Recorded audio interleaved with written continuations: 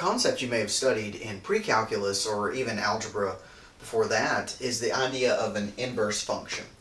And usually you went through some sort of algorithmic process to determine an inverse function and maybe graphed it. But what we find is when we deal with concepts in calculus and beyond that, we can develop additional techniques that kind of help us understand this concept more deeply. But anyway, the definition of an inverse function is actually pretty simple. What we have is if I have two functions, f and g, we can say that they are inverses for one another if these two following properties hold. It says that if I run a number through g and then I run the output of g through f, I get back my original input. So and that's true. That has to be true for every value that you could plug into g. It can't just accidentally be true. And then the inverse process is the same. If I run an input through f and take its output and run it through g, I get back the original input for every value in f's domain.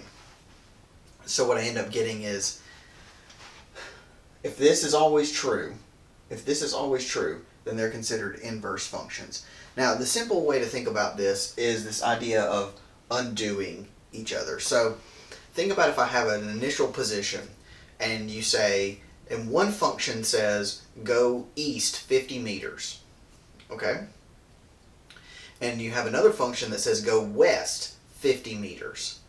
Well, then if I am at a starting position and I go east 50 meters and then I go west 50 meters, I get back where I started. And those are considered inverse operations. And so that's kind of a rudimentary example, but the whole point is that if you run an input value through both functions consecutively, you get back to where you start. And we usually don't write f and g, we write this notation, this f with like a -1 for an exponent.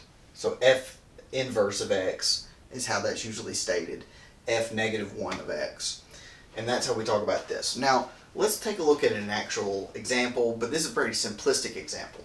If I have a line, 2x plus 3, and I have this other line, 1/2 x minus 3/2. If I were to graph both of those lines here, what I see is that this one kind of goes, it's bent up and goes this way, and this bent out. But there's this blue line in the middle, this y equals x. And you could think of this being folded across, or this being folded across that line to get the other one. And that's going to be true of the graphs of inverse functions. If you know the graph of one, you can create y equals x and you can just reflect it across. You don't have to regraph the inverse. So that's kind of neat there. What that really just means is that if I have a point like 0, 3, I can graph the